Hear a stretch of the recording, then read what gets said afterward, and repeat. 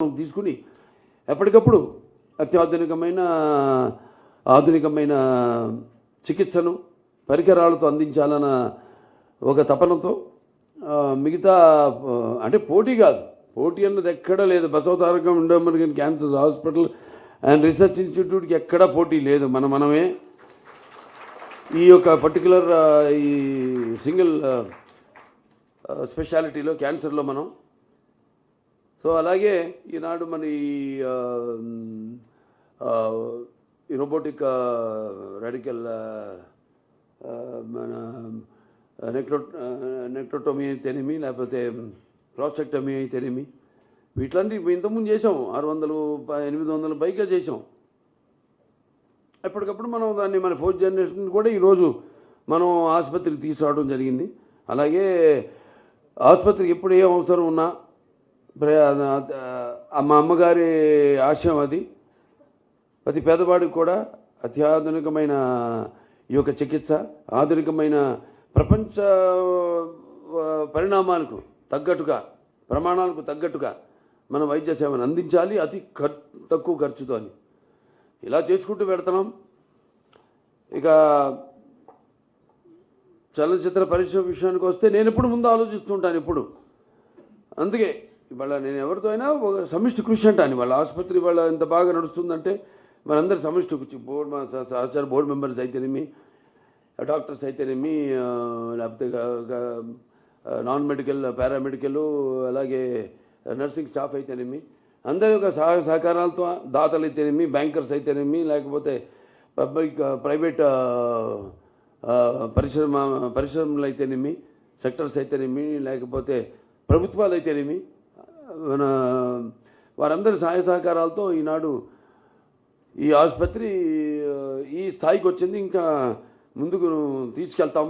ఇంకా ఎంతో, ఎందుకంటే మనం ప్రతి చేసే నిస్వార్థంగా చేసే మన ఏదైతే ఇది నో ప్రాఫిట్ నో లాస్ చూసుకుంటే ప్రతి వాళ్ళు కూడా మన సేవలు గుర్తించి మనకి ఎంతో అండగా ఉంటున్నారు.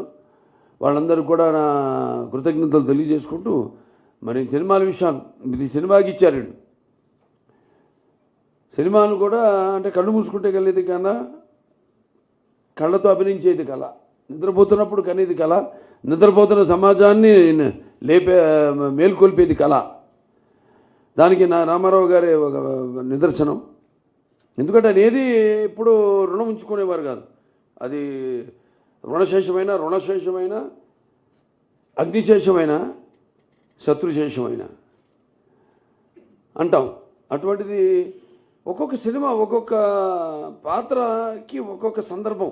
ఏదో ఒకటి నాకుగా నేను ఒక పాత్ర నుంచి పుట్టొచ్చు అంటాను ఒక సినిమా, లేదా ఒక పంచభక్ష పరమాన్నం వడ్డించిన ఫుల్ ప్లాటర్ కావచ్చు, లేకపోతే ఏదో ఇంకో సినిమా చూసి కావచ్చు, ఒక నవల చదివి కావచ్చు. సో అలా ఒక్కొక్క సందర్భం నాకు అన్నీ అలా కలిసి వచ్చింది కాకతాళీయంగా అని చెప్తుంటాను మీతో. ఇప్పుడు ఈ నీటి సమస్య గురించి తీసాం ఈ cinema.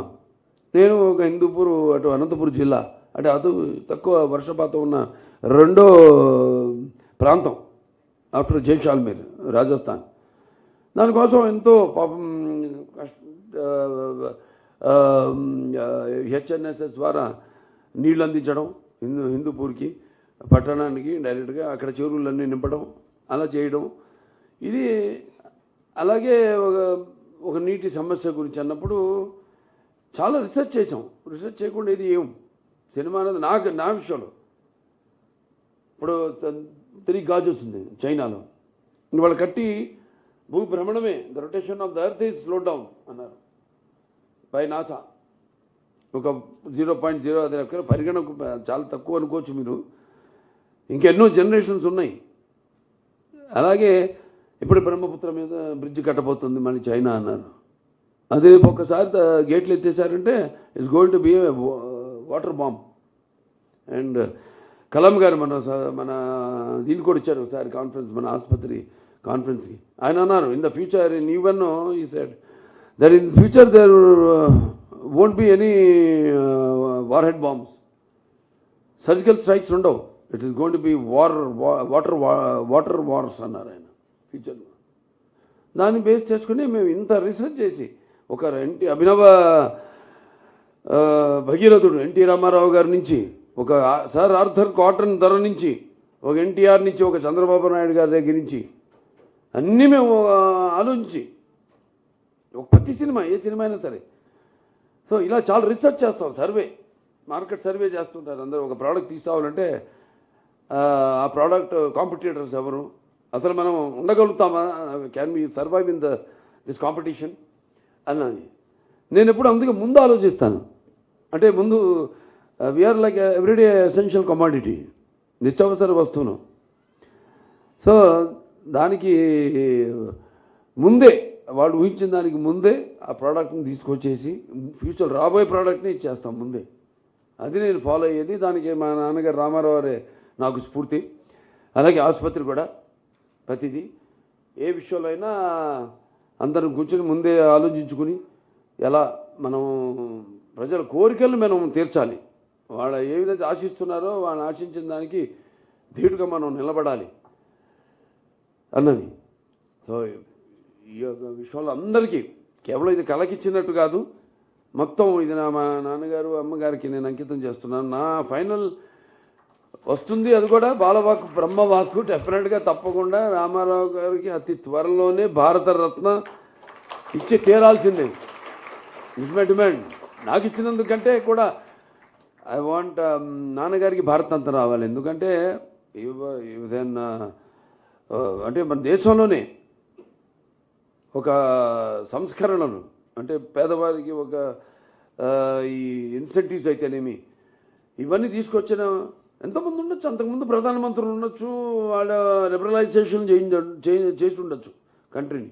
Economical liberalisation is different and individual states reforms are different. So is the adi of reforms in the country when it comes to kilo బియ్యం రూపాయలు కానివ్వండి, లేకపోతే మహిళలకి ఆస్తులు సమాన హక్కు కానివ్వండి, లేకపోతే పక్కాయిలు కానివ్వండి, పెన్షన్లు కానివ్వండి, ఇటువంటి చెప్పుకుంటూ పోతే బోల్డ్ అని. సో అతి త్వరలో ఆయన కూడా భారతరత్న ఇస్తుంది ప్రభుత్వం, తప్పకుండా కేంద్ర ప్రభుత్వం. సో నాకు ఇది ఇచ్చి నన్ను ఈ పద్మభూషణ్ భరించినందుకు, అలాగే నాతో పాటు ఎంతోమంది వివిధ రంగాల్లో వాళ్ళని కూడా ప్రభుత్వం ఇచ్చి సత్కరించుకుంది. ఇది నాకు ఇవ్వడం అంటే నా చలనచిత్ర పరిశ్రమకు గౌరవించినట్టుగా నేను భావిస్తూ, మరి సేవారంగంలో ఇటు మన Basavataraka Indo American cancer hospital అయితేనేమి, అక్కడ నా హిందూపూర్ ప్రజానికం అయితేనేమి, వాళ్ళందరికీ కూడా ఈ గౌరవం దక్కినట్టుగా భావిస్తూ నేను సెలవు తీసుకుంటున్నాను.